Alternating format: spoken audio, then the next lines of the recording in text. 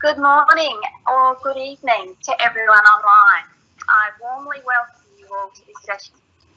If you've just joined us, you are currently in the radiation therapy breakout sessions East, and if you attended our joint plenary earlier, welcome back. My name is Eileen Giles and I'm the Stream Coordinator of the Radiation Therapy Program at UniSA in Adelaide, South Australia. The idea for this conference was born out of some Twitter activity that was following strategies to replace cancelled RT clinical placements due to COVID. It soon became apparent that many medical radiation science educators were facing the same challenges and turning to simulation methods to replace clinical experiences. What an innovative approach to come together globally and share these ideas. It's likely that many of you have some interest or experience in teaching or supervising radiation therapy students. In view of that, I hope that you'll be able to take something away from the ideas and experiences that are shared. As you would have noted from the program, we have 5 presenters from Australia and New Zealand speaking today, and all offering their perspective on the use of simulation in RT. We encourage listeners to make use of the Q&A function during the session and post any relevant questions to each speaker. Our speakers are all online live and will be able to interact through the Q&A window and our panel discussion session at the end. We'd love to continue the conversation through Twitter, so please engage in the discussion via our hashtag during and in between the sessions as the event progresses. Take note, there it is on the screen for you. Maybe pop it in your search now for future reference. I invite you also, if your time zone allows, to join the conference again in roughly 6 hours' time, where you will be able to reconnect with our UK and Canadian colleagues for the second West session.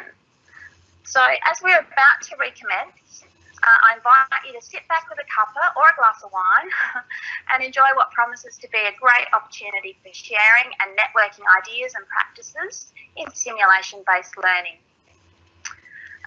On behalf of the conference committee, led by Pete Bridge from the University of Liverpool, I thank you for your interest in this online event and look forward to sharing this international program of wonderful speakers.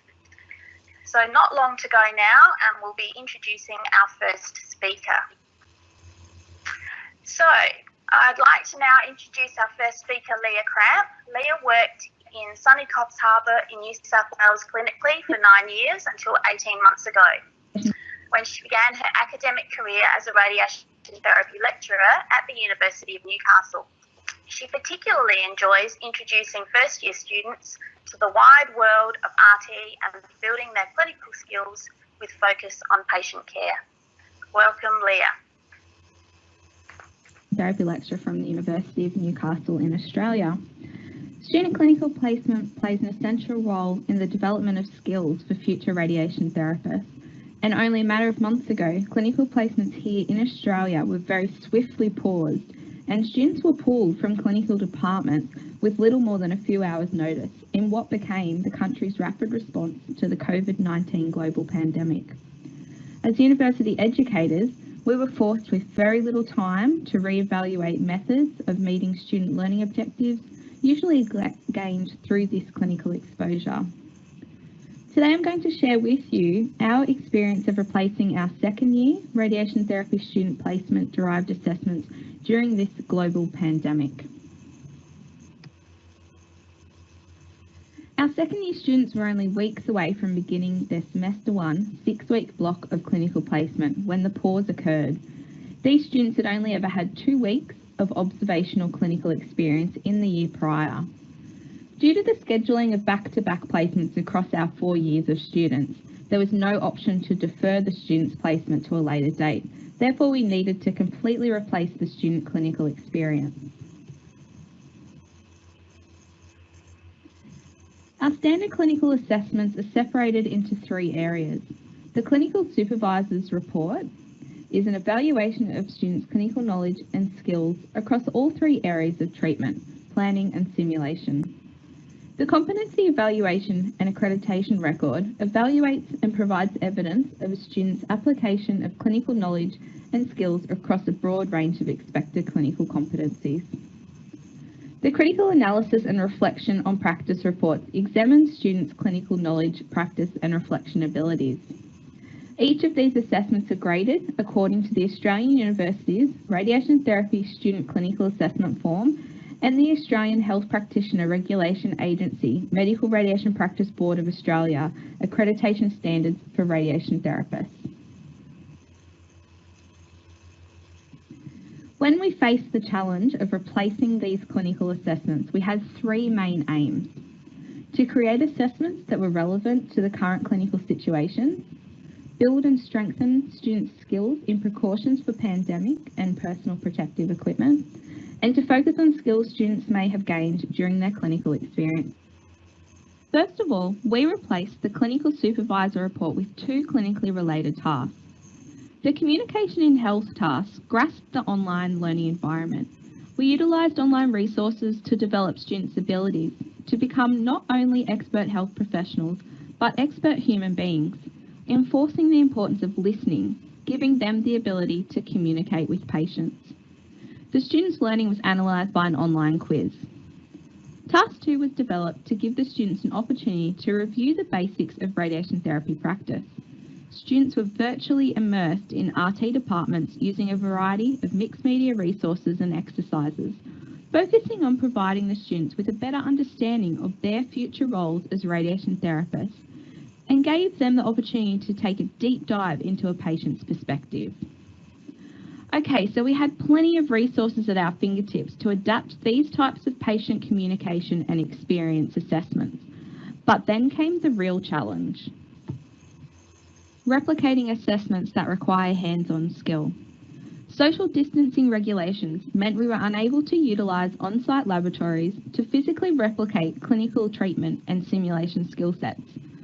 We believe the students would have ample opportunity to engage in and fully develop during remaining placements.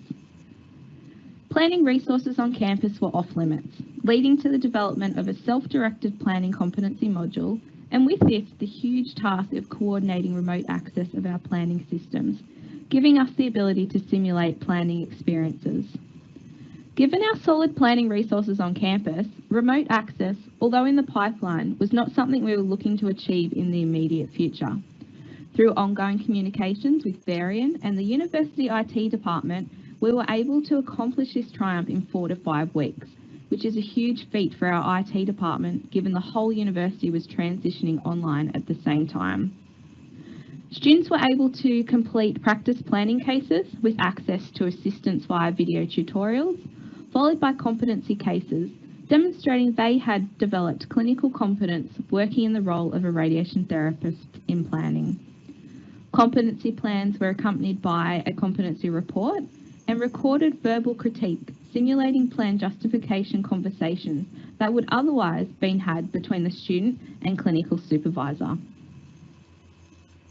Our final area of assessment to replace was the critical analysis and development on practice reports. For Report 1, students chose a patient scenario video describing their diagnosis, quality of life, side effects, and communication of management strategies. Report 2 was an immersion into the current COVID-19 clinical world with an enhanced precautions for pandemic online module created by New South Wales Health. Accompanied by infection control and PPE training videos, students were to reflect on their previous clinical experiences and grasp the impact they perceive the current pandemic situation is having on patients and interactions. By choosing an anatomical site and gathering associated protocols and supporting studies, the third report required students to demonstrate evidence-based practice, describe the importance of confidence in clinical decision-making and needs of standardised practices. Beyond assessment tasks, our overriding true focus was to ensure the well-being of our students. They faced unemployment and the fears and anxieties associated with isolation manifested. We created flexibility in submission timelines and increased our communication, holding regular online meetings with lectures, filled with crazy moments of dress-ups, laughters and tears.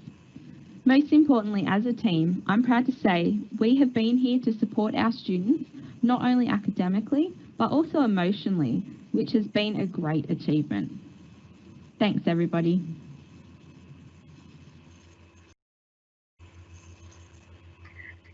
So our next speaker is just about to start, but I'd just like to encourage everyone to use the question and answer window. We'd love to encourage a bit of interaction and starting a bit of the discussion that obviously we'll continue with when we get to the end of the session. So I will start by introducing our next speaker, and that is Rob Lane from New Zealand. So Rob's a radiation therapist and one of the department's training team. He's studying towards a postgraduate diploma in clinical education at Auckland. So as I said before, take note of what's being used and ask some questions. Hello everybody, I'm Rob Lane. I'm the clinical team leader of education at the Radiation Therapy department at Auckland City Hospital. Our department has 6 linear accelerators in a superficial unit, 2 CT scanners. We treat over 3,500 patients per year. There are about 70 qualified radiation therapists here, and we have 10 to 12 students every year.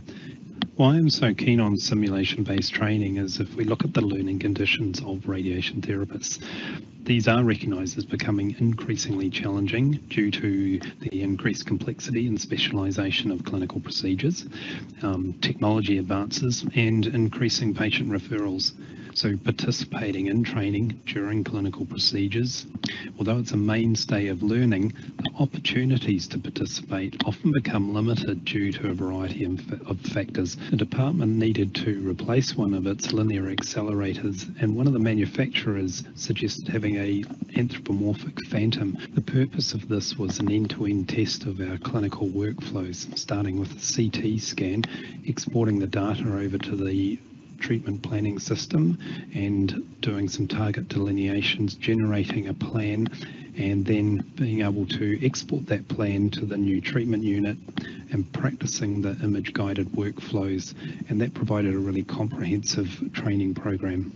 So since then, our training teams developed a series of training modules that we use the Phantom for, probably taking the Phantom out once a day and at least, and using them for practicing the whole clinical workflow. So we can do simulation-based trainings, including prostate, chest, head and neck as well. We've even made a mask for him, and we've got the IB contrast workflow that we practice as well, and that's really useful also for staff.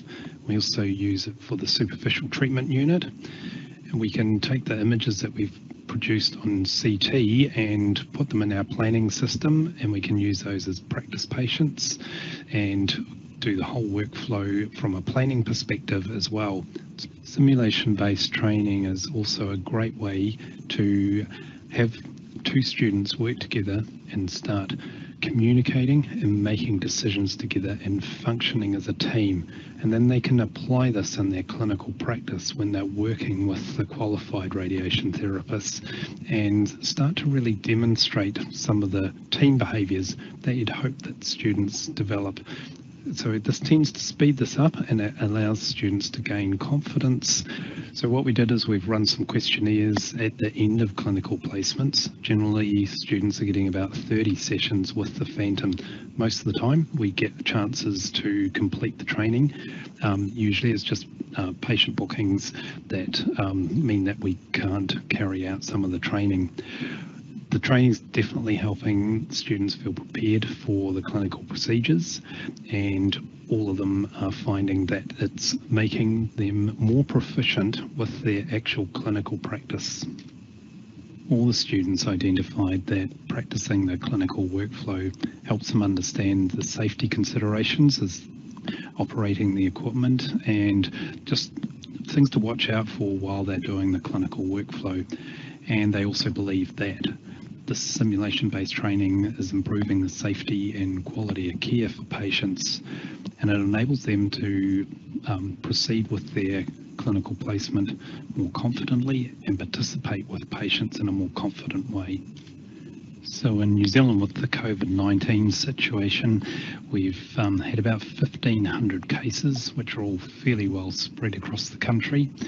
What happened with the clinical placements is we had our Year 2 students, and the clinical placement was suspended on the 23rd of March, and the lockdown began on the 26th of March. We were able to resume the clinical placement on the 18th of May. So what happened was that we lost around 7 weeks of clinical play in our department. What we did was we ran some additional evening shifts just to separate out staff groups and minimise some risk that way. This created access to one linear accelerator from 7:30 in the morning through to 2 p.m. We had 3 Linacs and 2 CT scanners available after 4:30 p.m. And we also commenced remote planning for quite a few staff. So the COVID situation has made me wonder, are there alternatives to suspending clinical placements? So in low risk settings like we were in New Zealand, there's the potential, I think, to access some clinical equipment in departments when it's not being used to treat patients. This could be evening shifts and sometimes daytime access as well. What it's going to do is enable deliberate practice and development of clinical skills and assessment of competencies as well. It also enables a practice of clinical workflows and retaining those skills. So after lockdown finished, what we did do is use simulation-based training to reactivate the students' clinical skills. We had practice sessions on CT and treatment units, and we focused on reconnecting with previous learning and gaining some proficiency so the students also felt like they could rejoin the clinical teams quickly. Simulation-based training is a very valuable method of training in our clinical department.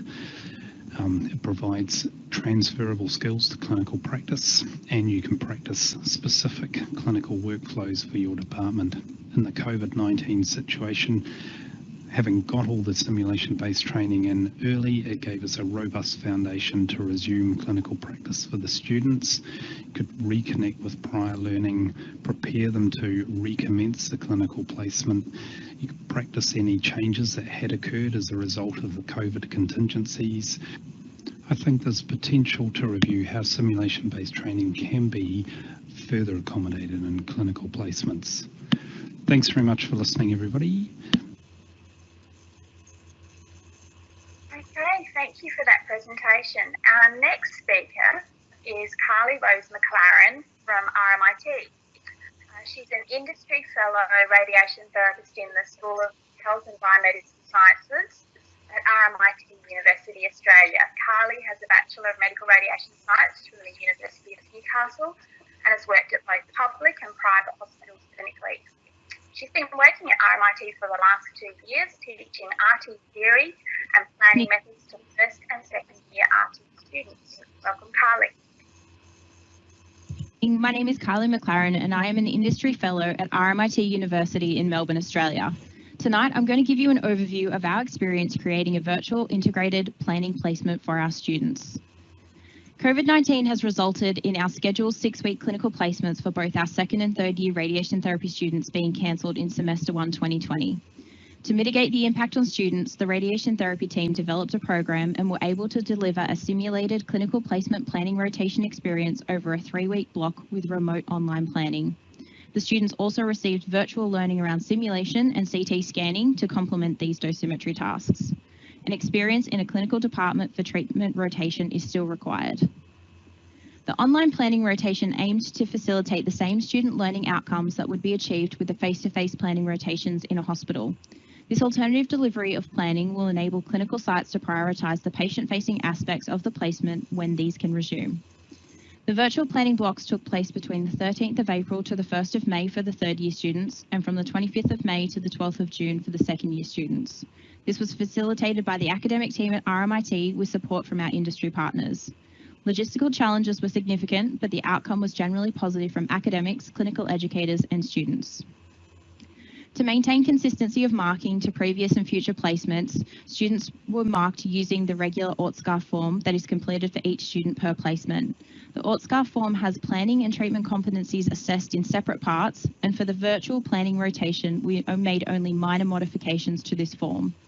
Keeping this form consistent ensured that the clinical educators were already familiar with the expectations when filling out student assessments. Past students have reported that the effectiveness of their planning rotation varies based on the placement site they attend, and university-facilitated planning rotations are something that has been discussed during the development of our new radiation therapy program in detail. But until the impact of a global pandemic and the cancelled placements, this was all still in the brainstorming stage. Closure of the campus and limited options for student placements forced our hand, and with some quick thinking and a can-do attitude, the team was able to put together a robust syllabus of planning with content and expectations scaffolded for the individual year levels. A call out to clinical educators and equipment vendors proved fruitful, and students were provided with a wide range of clinical expertise and feedback.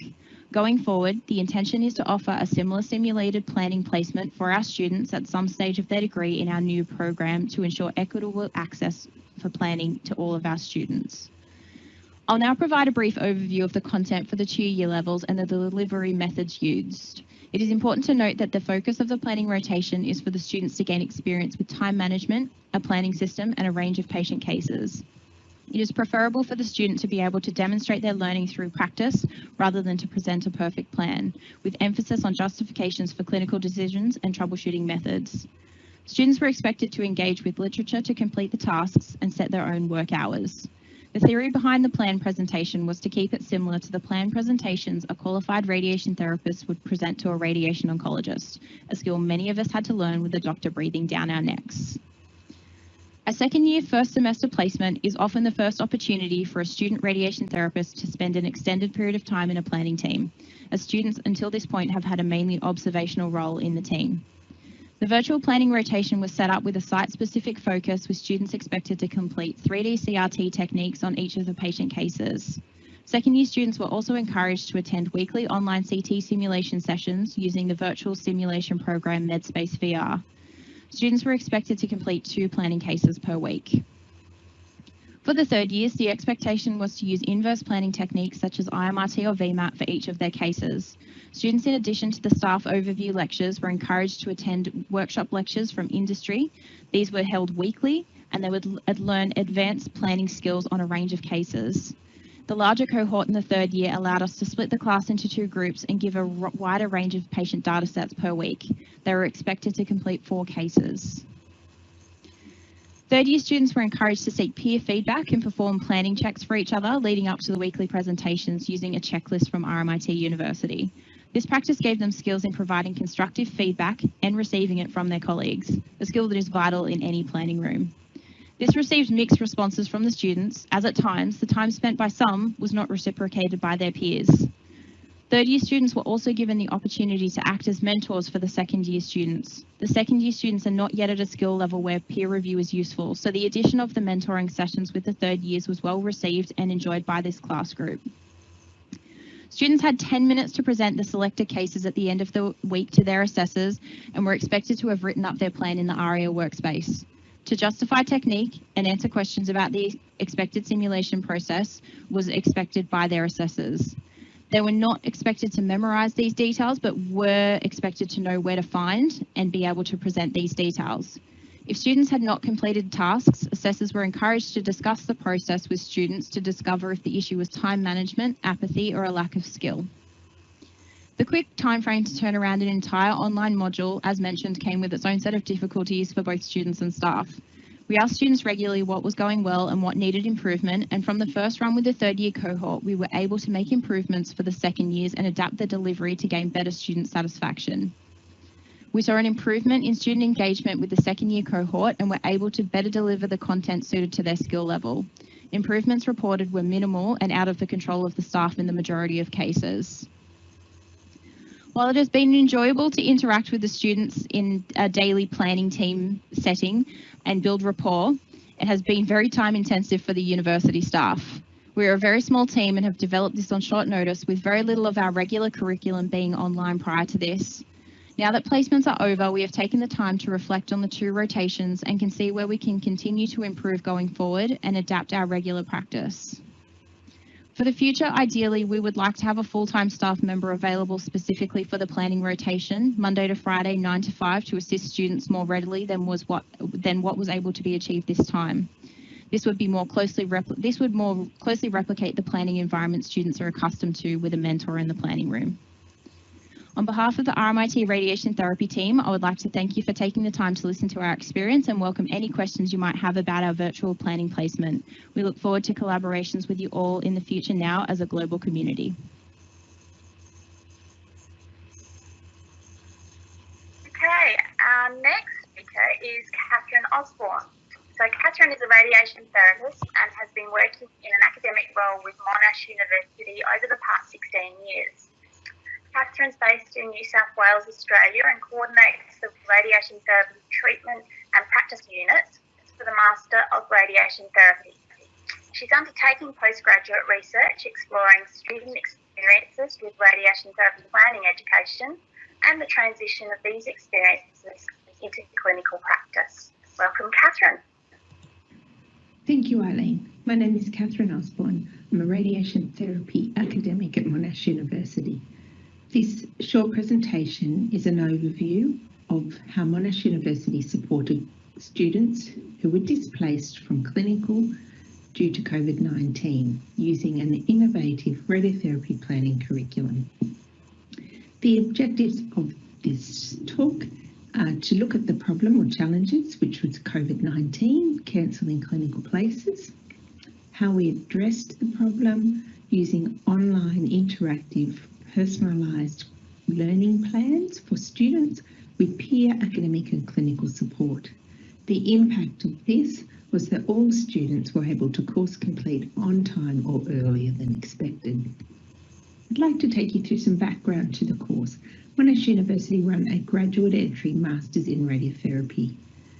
This is a 2-year accelerated course run over 6 semesters. It's been operational for approximately 17 years. All of the academic content is delivered online, including online assessment, virtual reality, simulated learning and video conferencing. The students also have clinical placements.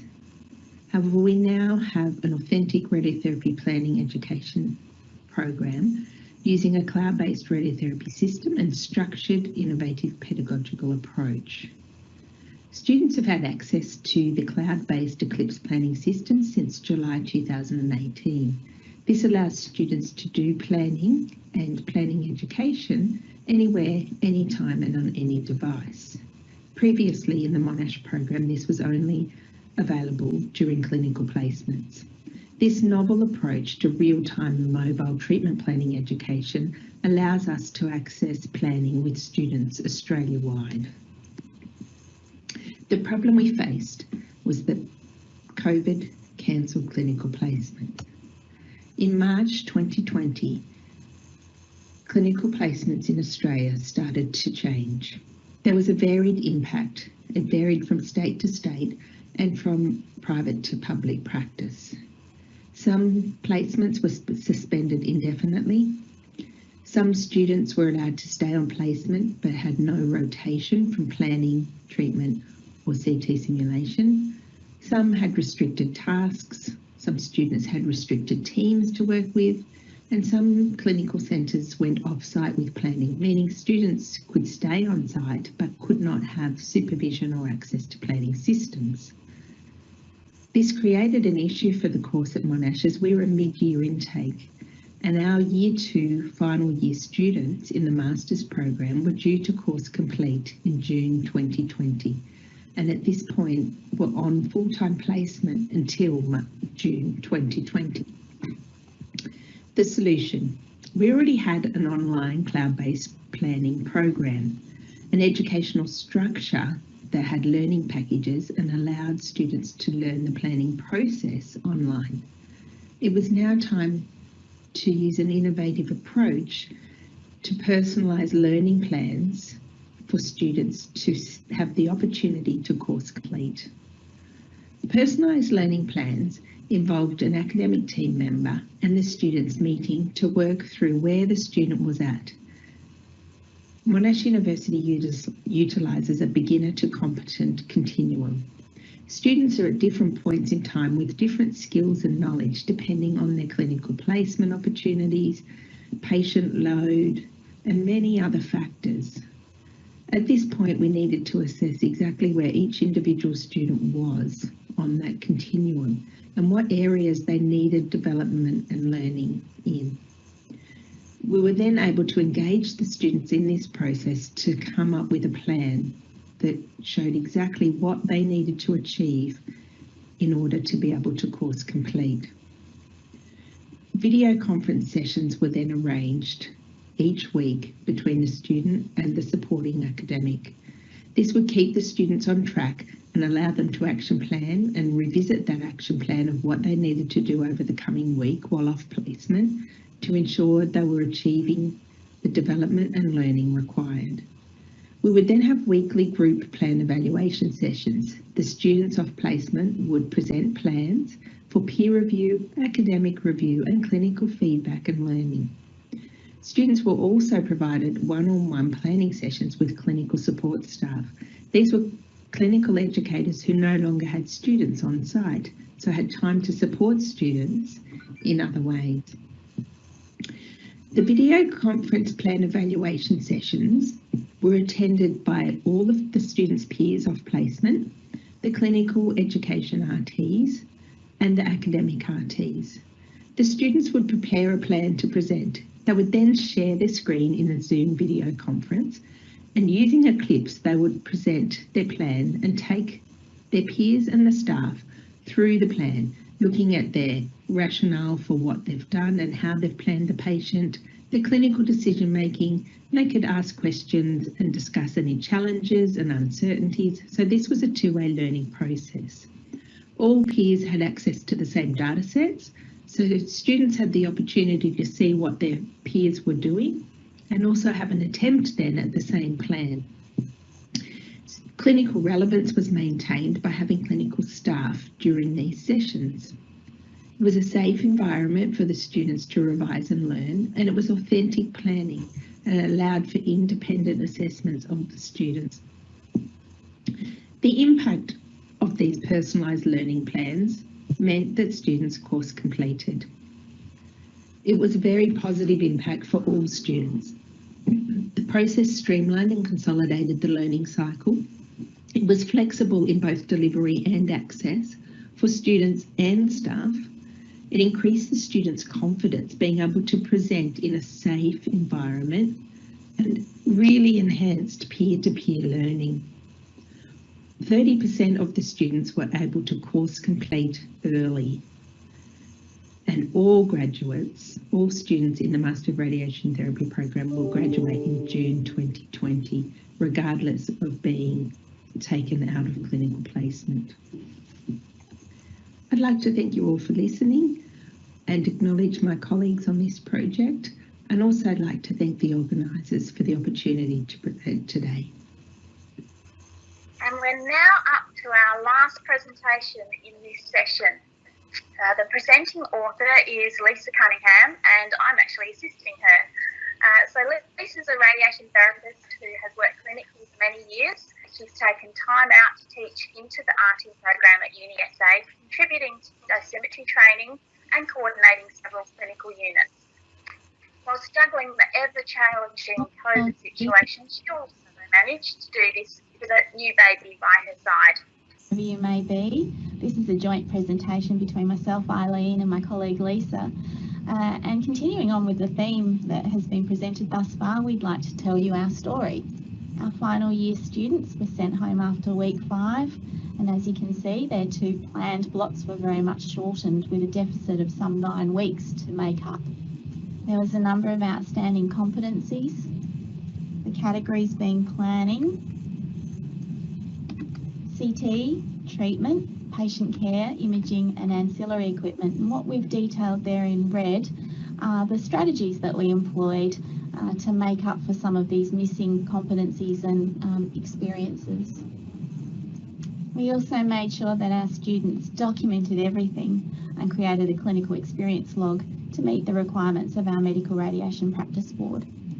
The first thing we got our students to do was to complete a certificate in COVID-19 infection control.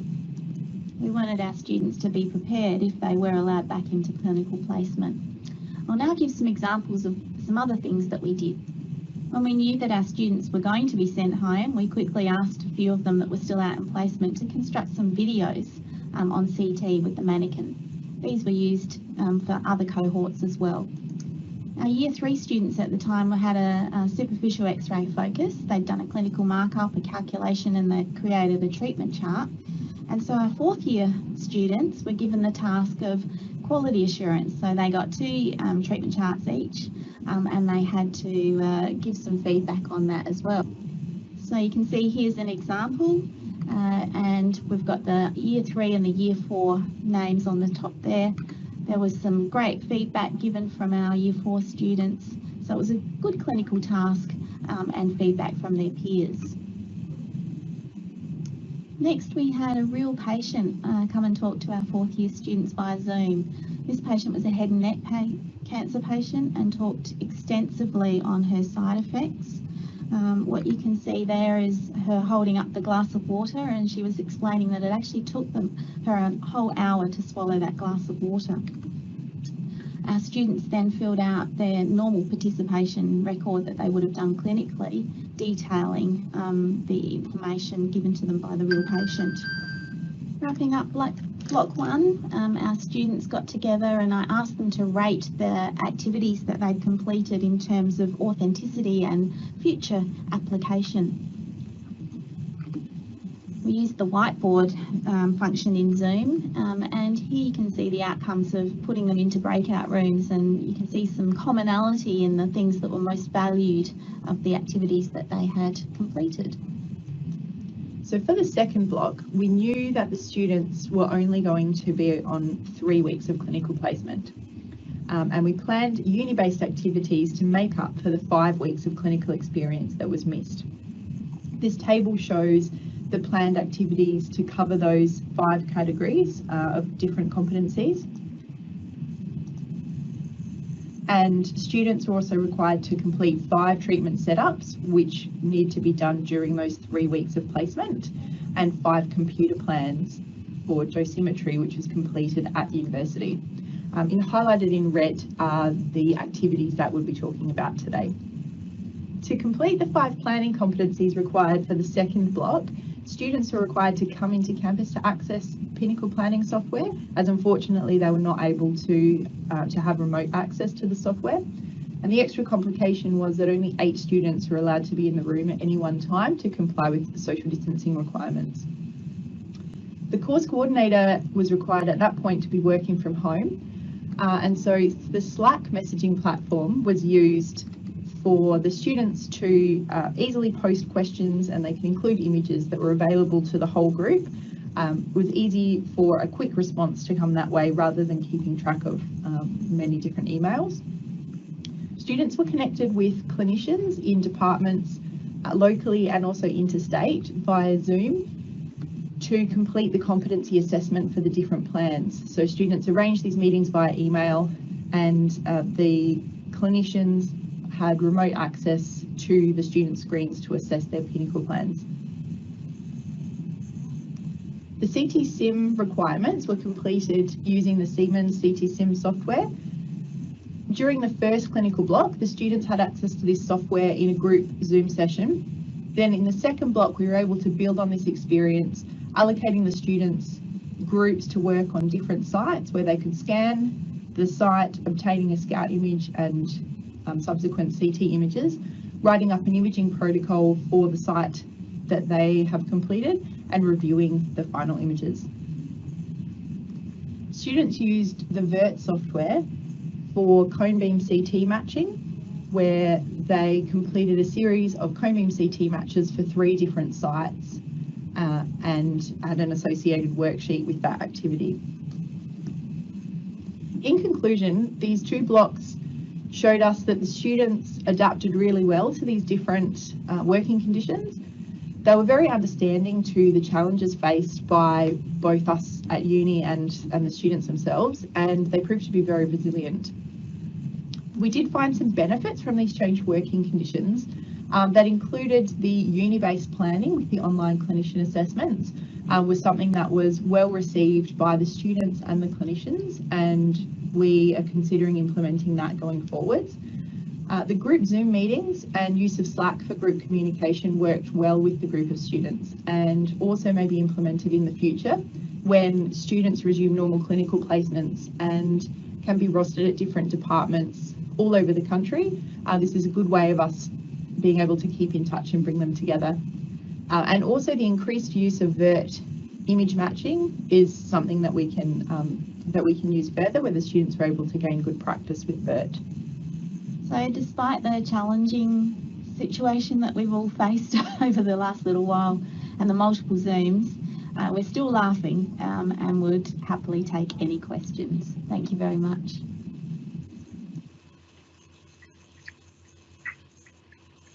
So that concludes our 5 presentations from our speakers. Thank you very much. We are now going to move into a panel discussion. And we do have all of our speakers online, so I'm hopeful that the audience are able to see them. We have a slight technical hiccup in that I am phoning in remotely, so I am only sort of hearing things in delay. So how we will manage this is to pose a few questions for our panel members.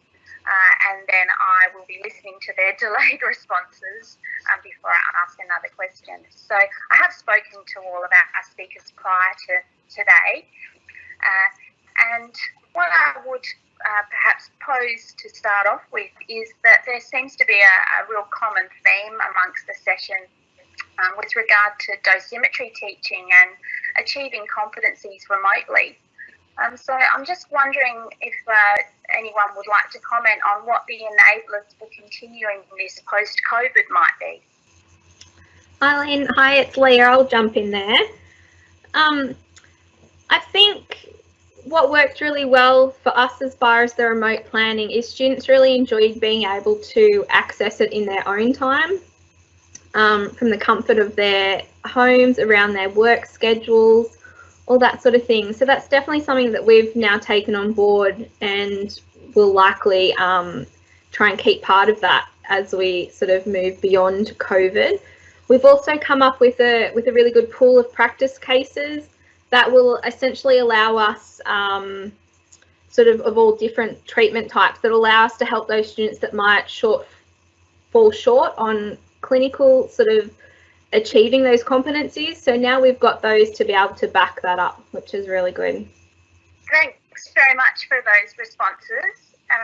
The next thing that I wanted to pose was the fact that we all identified having to be inventive, and we've really had to change the way we teach or acquire clinical skills, embracing simulation, and obviously that's the theme of this conference.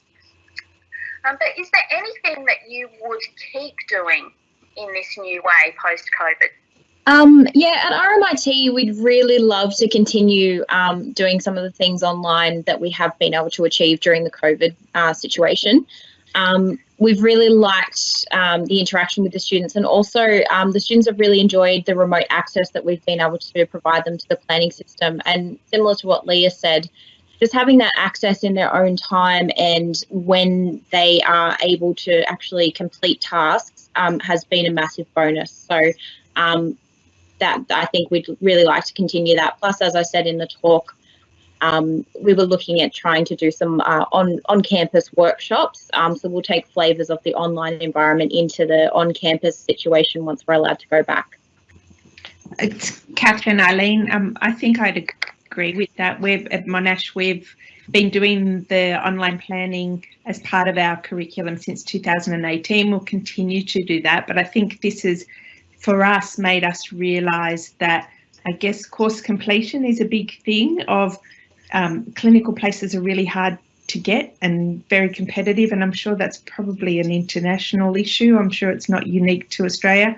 So it possibly reducing some clinical time might be something. It's about balancing human resources, I think, to be able to support students to do it online, but it's not necessary to always do all of the planning on site anymore. Feedback from our students when they were away on clinical placement or away from clinical placement was that the interaction around the whole country in New Zealand was really valuable. So, and when they're on a clinical placement, they're split up in different geographical locations. So they seem to really value having more discussion around the country, which Zoom facilitated. So that would be something I think the students would really like to keep going as well. Or they were doing some of it, but they certainly valued the opportunity to have more of it.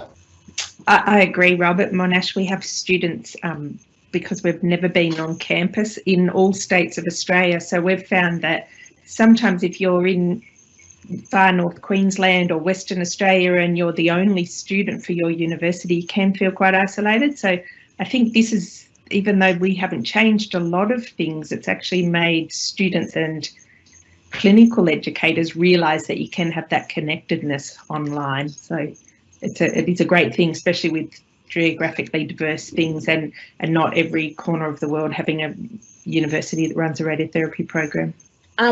I just want to echo as well that it is kind of the way that radiation therapy is going in Australia. We've got a lot more centralised planning rooms where people are expected to do a lot of online discussions and interactions with different colleagues and doctors. So I think this is a really great learning curve for the students to take on at this time, just to get ready for the future, if that's what we're going to be looking at. So our students also found with the remote planning mentoring, they were getting a bit more attention from their mentors than they might get in the clinical environment when they might be very busy and getting only limited amounts of time. When they were in that Zoom meeting with them, they were one-on-one and they had all of their focus. So that was a benefit that I hadn't anticipated before this.